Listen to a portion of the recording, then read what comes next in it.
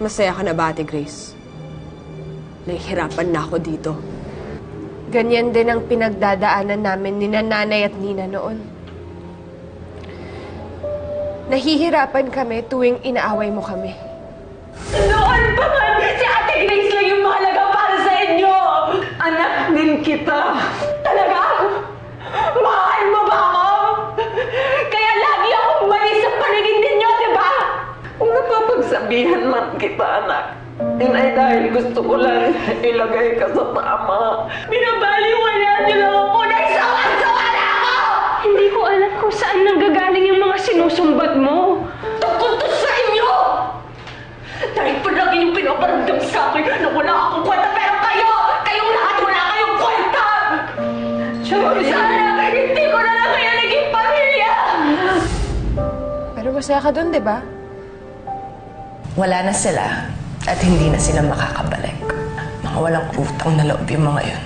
Hindi ako papayag na sirain ka nila. Kung sino mang kumalaban sa'yo, babalikan ko sila at kakalabanin ko rin sila. Kahit nakadugo na sila. Masaya ka tuwing pinapahirapan mo kami. Lalo na sila nanay. Ilang beses silang nakiusap sa'yo ni Nina na magkaayos na tayo. Na mabuo na ulit ang pamilya natin. Pero anong ginawa mo, Chari? Nagbingi-bingian ka sa mga pakiusap nila. Nagbulag-bulagan ka sa kabaitan na ipinakita nila sa'yo. Hanggang sa anong nangyari? Napagod si Nina. Hanggang sa huling sandali ng buhay niya, tinakwil mo siya. Kaya hindi na rin kinaya ni Nanay. Bakit mo ginawa yun sa pamilya natin, Chari? Bakit hinayaan mo na mangyari yun? Bakit mo sinira ang pamilya natin? Bakit mo sinira ang mga buhay natin? Hindi mo ba nakikita? Nasirang-sira na rin ako dito ngayon. Gusto mo ng pruweba?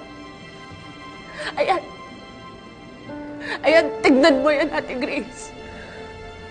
Tignan mo! Sinasaktan nila ako dito. Kaya kung gusto mong gumanta sa akin, dito na yun, nakaganti ka na sa akin. Kaya please, maawa ka sa akin. Ate Grace, maawa ka sa akin. Tulungan mo akong makalabas dito. Hindi ko kaya. Hirap na ako, please. Please, ate, tulungan mo ako. Please lang. Tulungan mo ako lumabas, please.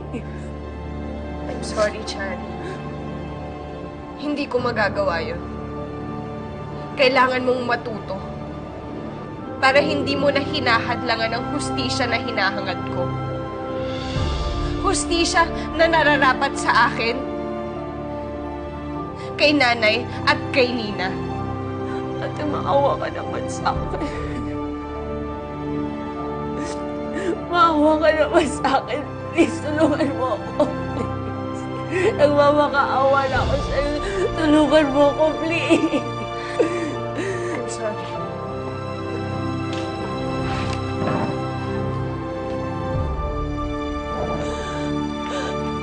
Ate Grace!